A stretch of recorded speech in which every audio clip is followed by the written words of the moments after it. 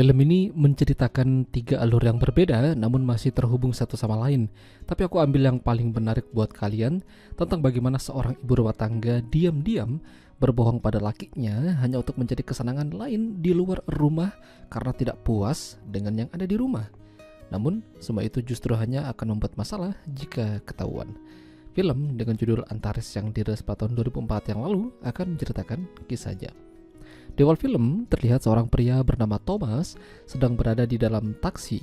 Karena gelap, dia meminta sopir taksi menyalakan lampu kabin karena dia mau melihat foto-foto kekasihnya yang secara polosan. Sepertinya dia sangat menyukai dan menyayanginya. Namun, selang beberapa saat kemudian, taksi yang dia kendarai atau dia tumpangi mengalami kecelakaan menghantam mobil lain. Lantas, bagaimana itu semua bermula?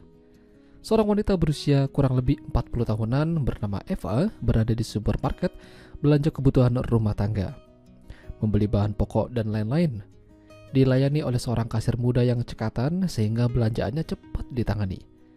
Sesampainya di apartemen, Eva disambut pembantu hariannya mengatakan kalau tadi ada telepon untuknya. Tapi sayangnya pembantunya itu tidak fasih berbahasa Inggris, jadinya informasinya setengah-setengah.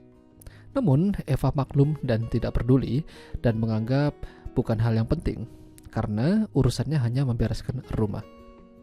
Eva tinggal bersama suami tercintanya dan juga anak perempuannya yang sedang masa-masa ingin tahu lebih banyak hal. Sebagai ibu rumah tangga, Eva menyiapkan makanan untuk mereka, mengobrol layaknya keluarga bahagia dan utuh. Salah satunya tentang bagaimana sekolah anak perempuannya. Lagi suka teleponan sama temannya berjam-jam dan dipantau oleh sang ayah. Selain menjadi ibu rumah tangga, Eva juga bekerja menjadi perawat di sebuah rumah sakit. Banyak pasien yang dia tangani, salah satunya adalah pria paruh baya ini. Nggak bisa tidur, dia berjalan menghampiri meja perawat, lalu diantarkan balik oleh Eva. Eva membuatnya kembali ke ranjangnya sambil membuatnya tenang, menceritakan sesuatu hal yang cukup membuatnya tenang. Ketika jam pulang tiba, Eva terkejut melihat ada Thomas di depannya. Dan ternyata mereka ini sudah saling kenal sebelumnya. Eva mempertanyakan kenapa dia berada di kota ini. Tentu saja hanya untuk menemuinya. Apakah dengan kata lain Eva main serong dari lakinya? Mereka pergi ke sebuah hotel di mana Thomas sudah membokingnya.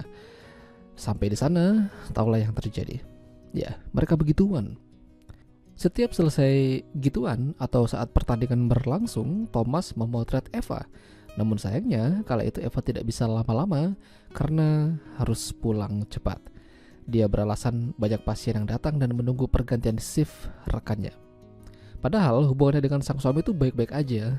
Namun Eva tetap kembali pada Thomas dan melakukan aksi itu lagi.